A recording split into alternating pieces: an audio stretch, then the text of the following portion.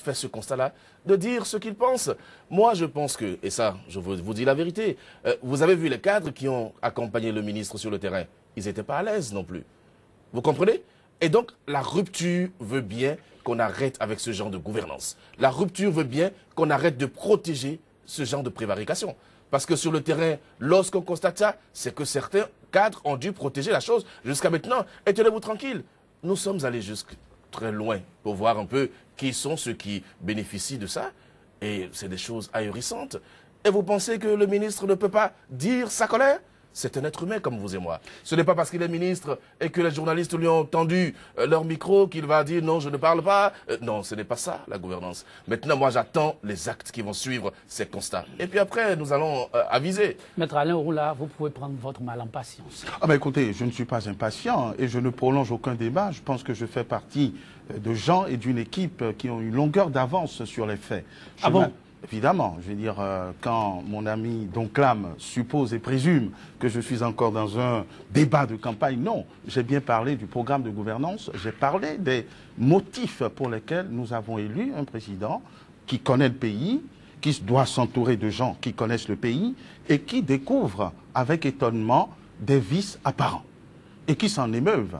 Je ne dis pas que le ministre n'est pas compétent. Je crois qu'il a fait Électricité de France. Je suppose qu'il doit avoir un bagage impressionnant. Mais la question n'est plus celle de la compétence, c'est celle de la gouvernance. C'est-à-dire gouverner des gens qu'on connaît, des choses dont on connaît la défectuosité et surtout un calme olympien face à ces événements. L'émotion appartient à l'homme, l'émotion doit être maîtrisée chez le responsable politique parce que si on doit se livrer à ces états d'âme à tout va, je suis un homme, j'ai mes faiblesses, mais j'ai encore un peu plus de liberté que ceux qui ont la charge de nous conduire. Ça commence comme ça et ça finit par je vous limoge. La preuve, on n'en est pas loin. On est en train de passer à côté dans un autre ministère, donc il ne s'agit pas de dénigrer une équipe, il s'agit de siffler à temps les fautes afin que la dérive n'emporte pas le nouveau départ. Non, je pense que vous allez trop vite en besogne. Ça, je suis... Possible, non, mais il vaut mieux prévenir que guérir. Parce que vous faites la différence entre compétence et gouvernance. Moi, je ne fais pas de différence. Compétence et gouvernance, ce sont deux notions intimement liées. Vous ne pouvez pas faire une bonne gouvernance si vous n'êtes pas compétent. C'est aussi simple que ça. Et donc, on a déjà fini avec le débat de la compétence parce que le ministre qui est là, Alain l'a reconnu fort heureusement, est très compétent. Maintenant, dans sa gouvernance, chacun a sa gouvernance. Chacun a son leadership. Ce n'est pas parce que le président de la République ne parle pas que ses ministres ne parleraient pas. Moi, je pense que quand on confie une responsabilité à une personnalité, soit-elle politique ou technique, eh bien, on lui laisse le temps de prendre ses marques. Monsieur Alain Orula, vous devez, devant certains dossiers, puisque vous êtes avocat, devant certains dossiers, vous n'avez pas les mêmes réactions. Et il y a des dossiers sur lesquels vous êtes épidermique. Peut-être que je ne suis pas dans le secret des dieux, mais il y a des dossiers devant lesquels vous avez des réactions qui ne sont pas les mêmes que devant certains dossiers. Ne refusez pas, n'est-ce pas, au ministre qui a fait ce constat alarmant. Il s'agit de notre pays. Et il s'agit de personnes qui ont dirigé notre pays avec cette situation-là. Et donc, il a exprimé sa colère. Quel est le problème? Moi, je veux savoir quel est le problème. On parle d'émotion, on parle d'éviter la dérive. Il y a dérive à quel niveau là? Moi, je veux bien comprendre. Alors, un ministre qui est sur le terrain, qui va faire des constats, qui pose des actes, exprime. Alors, j'ai dit à des collègues journalistes, ils auraient été, ou nous aurions été, les premiers à critiquer ce ministre s'il avait refusé de se prêter à nos questions devant les caméras et micros. On aurait été le président de la République, le jour de sa prise de service, lorsqu'il a refusé de donner une interview aux journalistes et à leur demander de ne pas le bousculer, j'ai entendu les commentaires qui ont suivi. Et donc, laissez nos autorités nous dire l'état de notre pays. Que les gens nous disent comment est-ce que le pays a été laissé. Et nous, ça nous permet de faire nos débats. Pour moi, honnêtement, ce n'est pas un débat intéressant. Le ministre est sur le terrain. Je l'ai vu encore hier sur le terrain. Je note beaucoup de volonté, n'est-ce pas, d'aller de l'avant.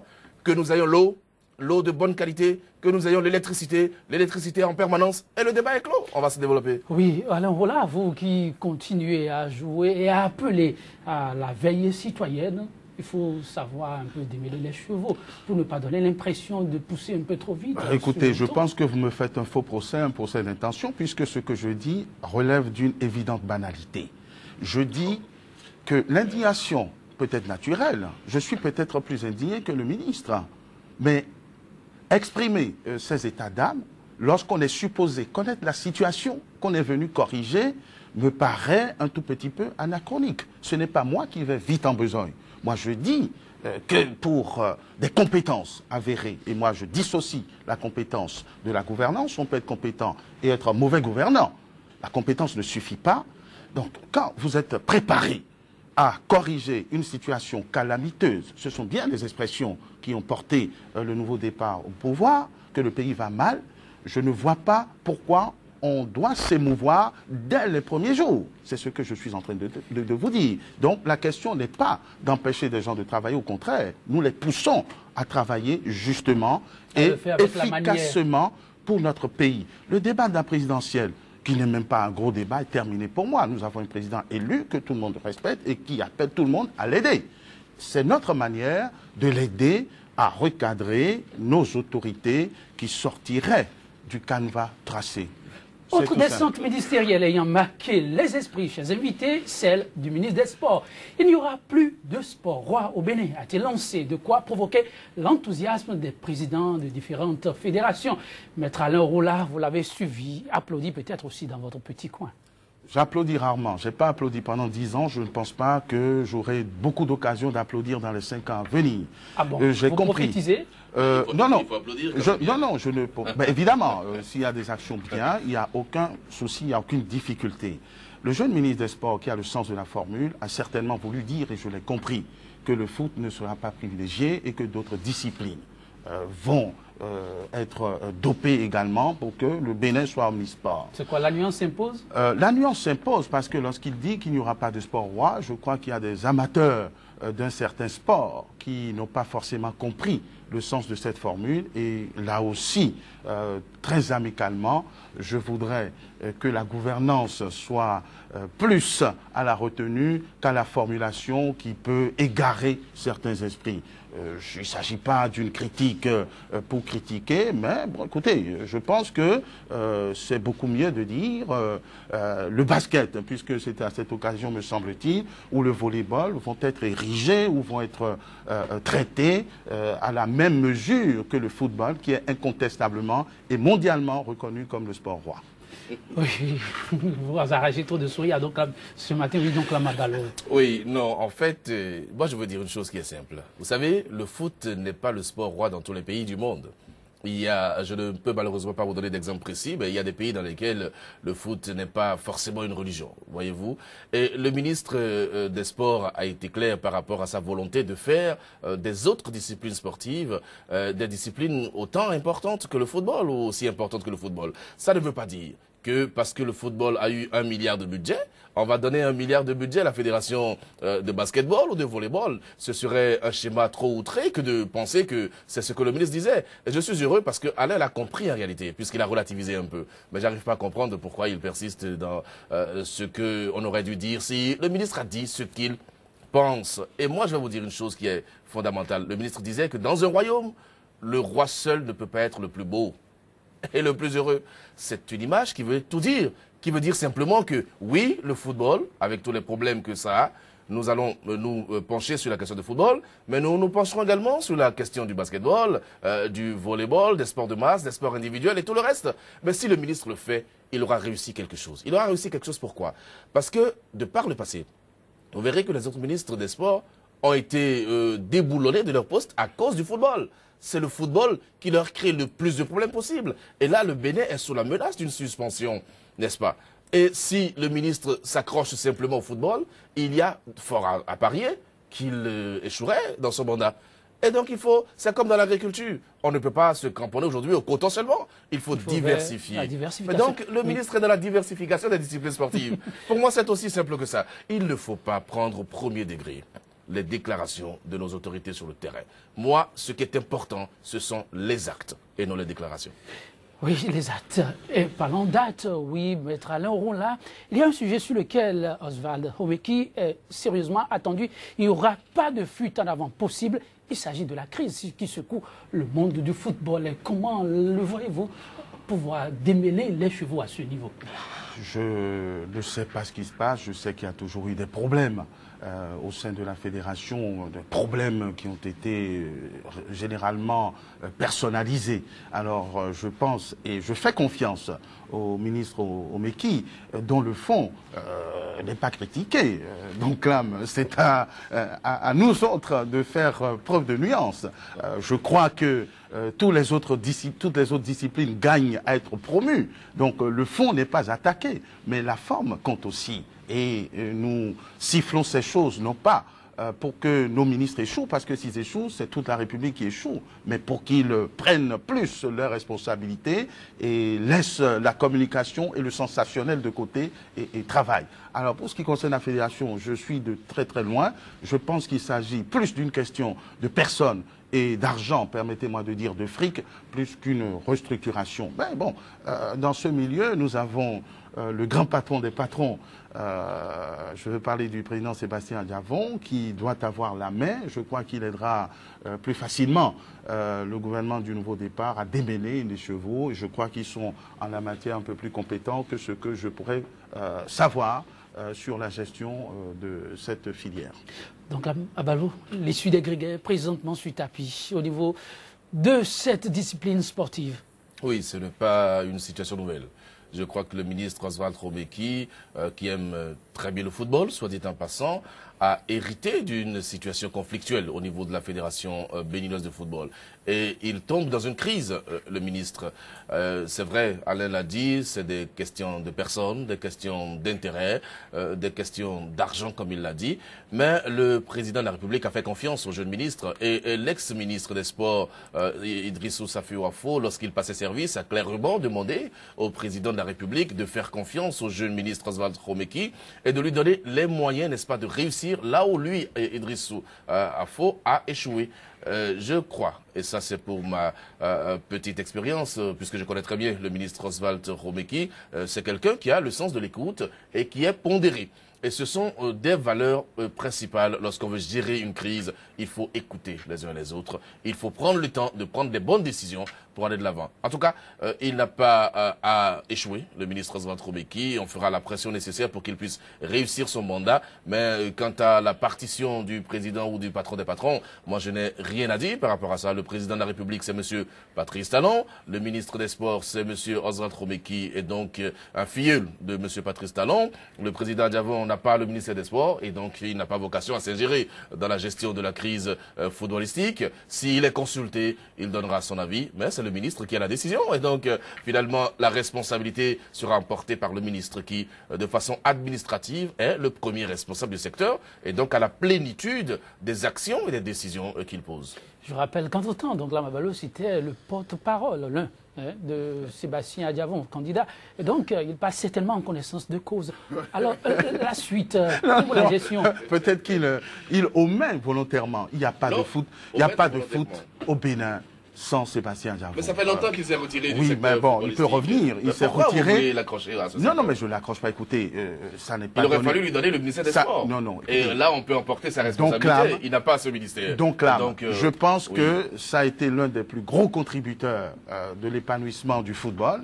Vous l'avez dit, il s'est retiré pour des questions conjoncturelles. Maintenant, les choses semblent vouloir aller dans le bon sens. Alors, plaidons. Plaidons, vous qui êtes aussi proche de lui que je pense être proche de lui, plaidons pour qu'il revienne mettre de l'ordre dans la maison football. Donc, votre rêve, l'ouverture du centre CIFAS? Évidemment. Il faut que ce centre rouvre. Et il faut que d'autres centres rouvrent. Et je crois que Sébastien Diavon a une approche pragmatique de ce domaine qu'il aime, pour lequel il est passionné, et toutes les argumentations pour l'y ramener, je pense, doivent être les meilleures, surtout pour la réussite du ministre Omeki, que j'apprécie tout comme vous, et pour le Bénin, tout simplement. Donc, Mabalo, je ne pense pas que de mettre à l'air, là apporte la voix à de milliers de jeunes gens qui voudraient bien vous envoyer en mission auprès du candidat. C'est pas pour ça que m'avait invité. Donc, non, du tout pas, mais il joue plutôt le jeu, là. Moi, de toutes les façons, oui, je fais confiance en ceux qui ont la décision. Si le président Sébastien Diavon suffisamment convaincu de l'importance pour lui de rouvrir le centre CIFAS et peut-être beaucoup d'autres centres, en temps opportun, il prendra la décision. Moi, je ne peux pas ici parler en ces lieux et places, ce n'est pas possible. Ça dépendra de la confiance qu'on lui fera et ça dépendra également des sollicitations. Si il pense qu'il doit le faire, il le fera. Et je suis d'accord avec Alain que ce sera pour le bonheur, n'est-ce pas, de toute la jeunesse béninoise. Parce que finalement, il est important que le Bénin puisse exister dans le concert des nations à partir du sport. C'est important. En dehors de tout, le sport est un vecteur, n'est-ce pas, de bonne gouvernance et en même temps, c'est un vecteur de développement pour les nations comme les nôtres. Voilà. Puisqu'on a parlé de rupture et de nouveaux départs, on peut croiser les doigts, n'est-ce pas? Qu'est-ce que vous avez envie de me faire dire? Rien du tout. On plaide. Non, on plaide. J'utilise les mots de maître. Autre ministre sous les feux de la rampe, chers invités, Lazare Serruito, le ministre du Commerce, avec, dit-on, une certaine volonté de nettoyer l'écurie d'Ogias à travers une lettre adressée au DAC, conseiller technique. Donc là, Mabalo, vous avez suivi lui aussi ce courrier, un courrier confidentiel. Mais en tout cas, désormais, vous savez, plus rien n'est confidentiel. J'aurais tellement aimé réagir après Alain. J'aurais tellement aimé. Vous avez la parole. J'aurais tellement aimé réagir après lui pour voir un peu dans quel sens il irait. Parce que j'ai entendu et lu beaucoup de choses par rapport à la décision du ministre Lazare Serruito. Je vais regretter une chose qui pour moi est fondamentale. Vous savez, les réseaux sociaux ne peuvent plus continuer à diriger une nation ou à avoir une influence sur des décisions administratives. Je souhaiterais que les cadres de notre pays comprennent désormais que même dans l'administration, il y a ce qu'on appelle l'obligation de réserve. Et que dans l'administration, le principe sacro-saint qui régit l'administration est le principe de la hiérarchie. Ah donc, je ne peux pas comprendre qu'un cadre puisse prendre sur lui la responsabilité de photographier une lettre confidentielle et de la mettre sur les réseaux sociaux. On ne peut pas continuer à gérer une nation à partir de ce genre de pression. Parce que pour moi, c'est une pression. Alors, venant au fait, le ministre Lazare Serruito, qui a pris service, a pris donc ses marques. Et donc, les cadres dont il s'agit, c'est le directeur de cabinet, c'est le secrétaire, c'est le directeur de cabinet, son adjoint et les conseils techniques. Oui. Et lorsque vous lisez ce courrier, il a été dit clairement là-dedans qu'une commission ad hoc a été mise sur pied pour liquider les affaires courantes en attendant un autre cabinet. Et ce comité ad hoc a été ou est présidé par le secrétaire général du ministère.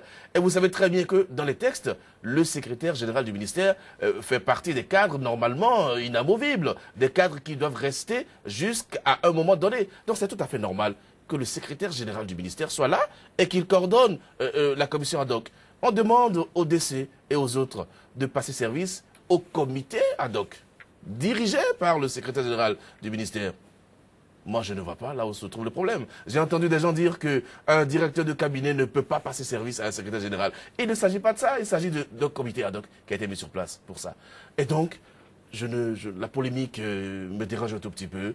Je pense qu'il faut aller à l'essentiel. Il faut aller à l'essentiel parce que quand vous avez un nouveau ministre, même si on parle de continuité, de compétences et tout le reste, lorsque vous avez travaillé très proche d'un ministre, n'est-ce pas, et qu'un autre vient et qu'il décide de vous demander de passer, où est le problème? Vous quittez vos fonctions, c'est tout. Oui, le problème, c'est la grosse interrogation. Mais d'aucuns s'interrogent sur la forme et le fond de ce courrier confidentiel. C'est déjà dans la masse populaire. On ne peut qu'en parler, mettre à l'enroula le regard, oui, du juriste sur la question. Parce que et la forme et le fond intéressent aussi. Il y a un gros problème, je dirais même qu'il y a un malaise. Il y a une précipitation qui confine à la rupture de la légalité.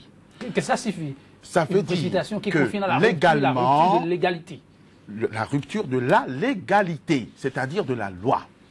Le ministre n'a pas compétence pour limoger un directeur de cabinet qui a le même rang que le secrétaire général du ministère. C'est la loi. Le DC, le secrétaire général du ministère et les principaux cadres du ministère sont nommés par décret présidentiel pris en Conseil des ministres. Pourquoi pas sur proposition du ministre? Mais il n'a pas le pouvoir de les limoger parce qu'ils doivent être limogés par la même forme et remplacés par la même forme. Ce qui veut dire que l'acte du ministre Serruito, qui est un ami personnel, est en infraction avec la loi. Il peut réorganiser son ministère comme il l'entend, sans porter atteinte aux règles d'attribution des uns et des autres. Il peut créer autant de commissions ad hoc qu'il veut, mais il n'a pas le pouvoir de demander à un décès, à un conseiller technique, de rendre le tablier, et c'est bien le sens du 3e paragraphe de cette lettre. Tout le monde sait que quand une nouvelle équipe arrive, elle réorganise ce qui se passe au sein de son ministère. Mais la voie pour le faire, c'est de faire des propositions en Conseil des ministres, de faire nommer les différents cadres, et c'est aux cadres nouvellement nommés que les anciens doivent passer service. Il peut prendre une note de service pour leur demander de s'abstenir d'actes futurs. Il peut prendre une note de service pour dire écoutez, vous pouvez rendre compte au ministre directement de ci ou au secrétaire général, mais il ne peut pas leur demander de passer service. La deuxième observation, ça c'est les faits. Le juriste est obligé de s'interroger là-dessus. Il y a eu beaucoup de décisions, même jusqu'en 2014, de la Cour constitutionnelle pour rappeler ces principes. La deuxième chose, c'est qu'il y a un peu comme une précipitation. Vous pouvez suspendre hein, quand il y a faute. Quand il y a faute lourde, vous pouvez suspendre, mais on n'a pas fait la démonstration de ça dans le cas d'espèce. Par ailleurs, il faut noter une précipitation.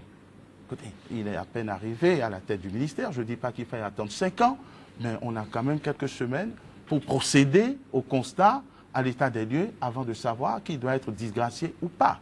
Je crois. Et quand on le dit, donc là, il ne s'agit pas de s'opposer ou, au contraire, d'applaudir tout ce qui se fait. Le devoir du citoyen, le devoir de l'honnête homme, c'est de tirer suffisamment sur la sonnette d'alarme pour que nos autorités ne nous conduisent pas à la dérive, je le dis. Et je crois que je suis l'un des plus grands amis de la réussite. Moi, je conseillerais à Monsieur le ministre de s'entourer de compétences juridiques avérées parce que ça a manqué. L'efficacité ne signifie pas la négation de la loi, l'efficacité ne signifie pas la négation de la légalité, puisque l'essentiel pour nous, c'est la loi. Nous sommes dans un état de droit et il faut que les choses se fassent conformément à la loi. Le rappeler n'est pas la manifestation d'une hostilité, mais c'est tout simplement une question de prévention pour que notre République se porte bien et qu'il n'y ait pas des débats récurrents entre qui a gagné, qui a perdu, qui est content, qui n'est pas content. Face à la polémique, oui, vous allez y revenir très rapidement. C'est important oui, de dire un mot. Je suis, maître est un juriste, donc il est un puriste du droit et tout le reste, je suis d'accord avec lui, mais il ne faut pas perdre de vue certains petits détails. Le ministre Lazare Seruto n'est pas à son premier poste ministériel, n'est-ce pas? Et donc il a été ministre déjà, je crois, 2 fois avant, c'est la 3e fois, et il a ce qu'on appelle la connaissance de l'administration, n'est-ce pas? Et vous êtes d'accord avec moi qu'il n'aurait pas pu prendre pareil note de service sans s'entourer de certaines garanties. Le ministre a été clair. Vous savez, vous dites que le ministre n'a pas compétence à limoger un décès, tout ça, parallélisme des formes oblige, parce que c'est un décret qui a nommé. Mais vous semblez oublier, moi j'ai fait un cabinet ministériel. Et le ministre, en attendant la prise d'un décret en Conseil des ministres, peut, par arrêté, suspendre les fonctions d'un cadre. Suspendre les fonctions. Et ça s'appelle mesure peut-être conservatoire.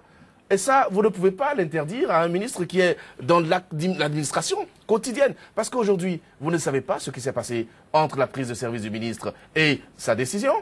Et le ministre, peut-être que nous allons l'écouter tout à l'heure, parler de l'intérêt général. Et lorsqu'on parle de l'intérêt général à l'administration, mais écoutez, on peut prendre des mesures conservatoires. Parce qu'ici, vous avez parlé également de faute lourde, n'oubliez pas. Qui est-ce qui évalue la lourdeur de la faute? Qui, dans l'administration, c'est l'autorité qui évalue la lourdeur de la faute. Peut-être que vous qui avez commis la faute, vous n'avez pas pensé que c'est aussi lourd que ça, mais le statut général des APE règle ces questions-là.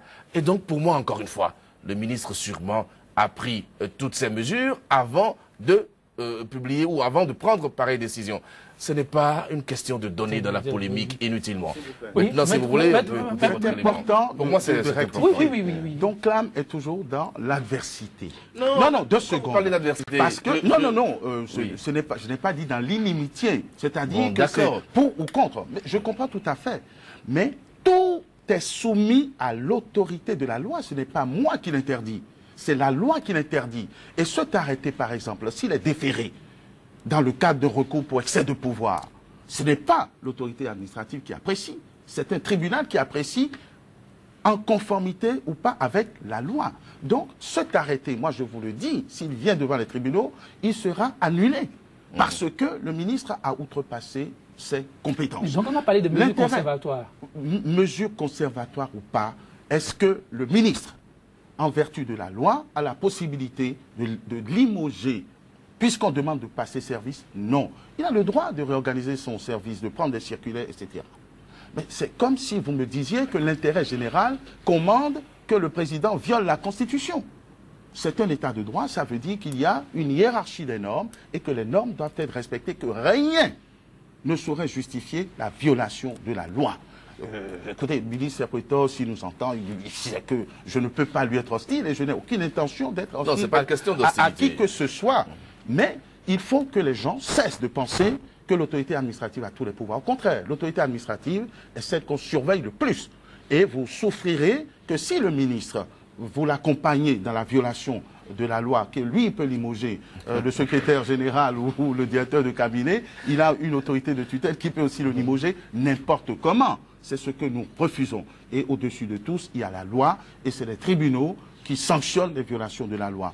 Encore une fois, ceci est dit dans le but de sensibiliser et d'amener chacun à rester dans son couloir. Le ministre a toute compétence et latitude pour organiser son ministère, mais le remplacement des cadres, comme le directeur de cabinet, qui a le même rang que le secrétaire général du ministère, relève d'un décret pris en Conseil des ministres sur proposition plus ou moins fictive du ministre de tutelle.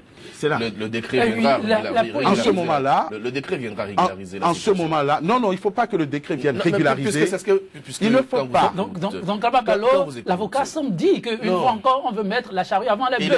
Toutes choses ayant été refusées. Il est dans son élément, il parle de droit. Moi, je ne me laisserai pas embrouiller par ça. Oh là là. On aurait le risque d'être embrouillé. Donc Kabakalo et Maître Alain Oula, avec votre mission, on va écouter le ministre même, comme vous l'avez dit, qui a quand même un parcours qui parle pour lui. Donc, ce n'est pas vraiment un nouveau venu. Le domaine, il le connaît.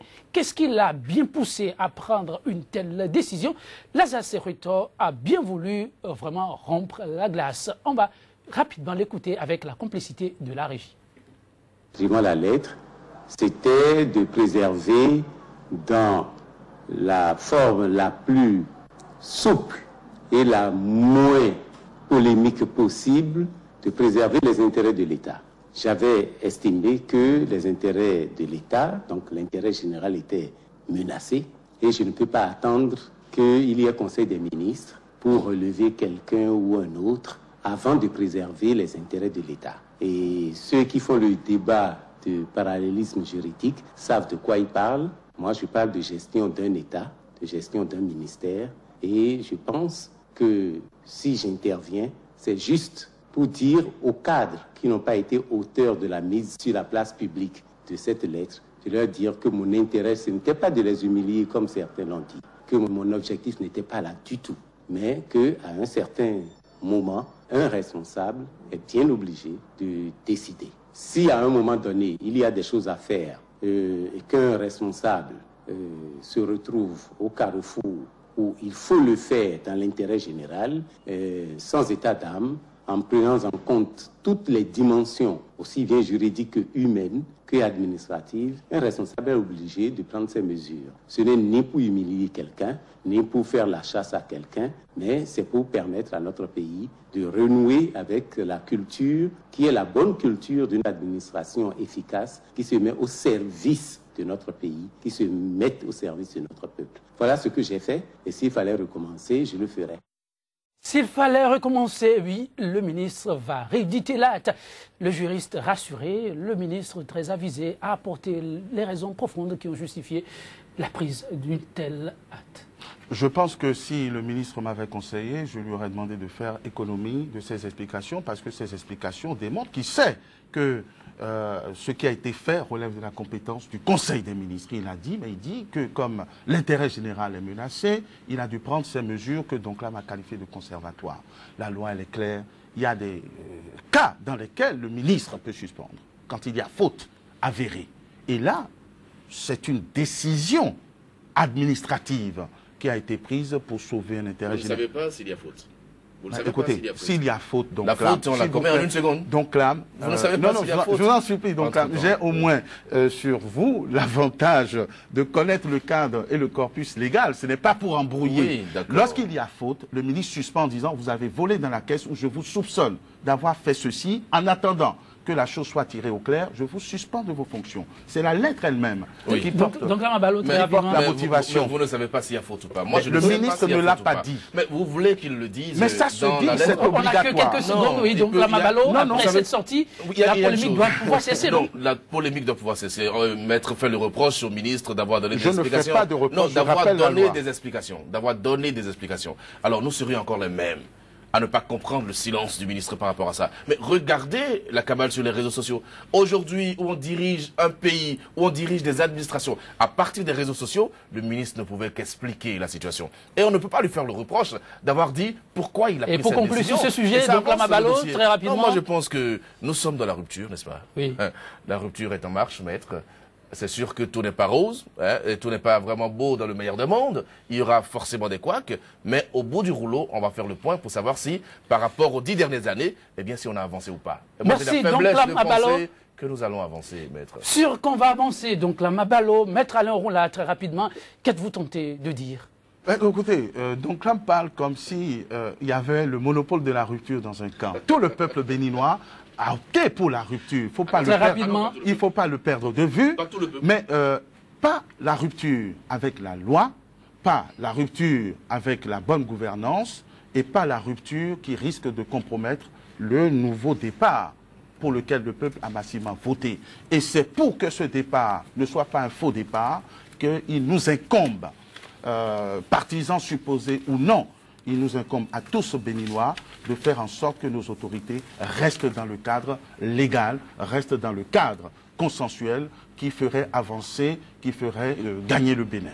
Merci, maître Alain Roula, merci. Donc la Mabalo, premier pas du gouvernement de la rupture, départ rassurant. C'était le thème à l'ordre du jour de ce numéro de 100% Bénin qui tire à sa fin et en compagnie de Napoléon Bonaparte. Il n'est point de petits événements pour les nations et les souverains. Ce sont eux, ces actes dits insignifiants, qui gouvernent leur destinée. Savoir les appréhender ne peut être que bénéfique à toute une nation. Mesdames, Messieurs, merci. Vous pouvez être aimables. Attention, 100% Bénin, c'est terminé pour aujourd'hui. Mais demain, n'oubliez pas, c'est un autre jour pour un nouveau plateau avec le même engouement. À très vite.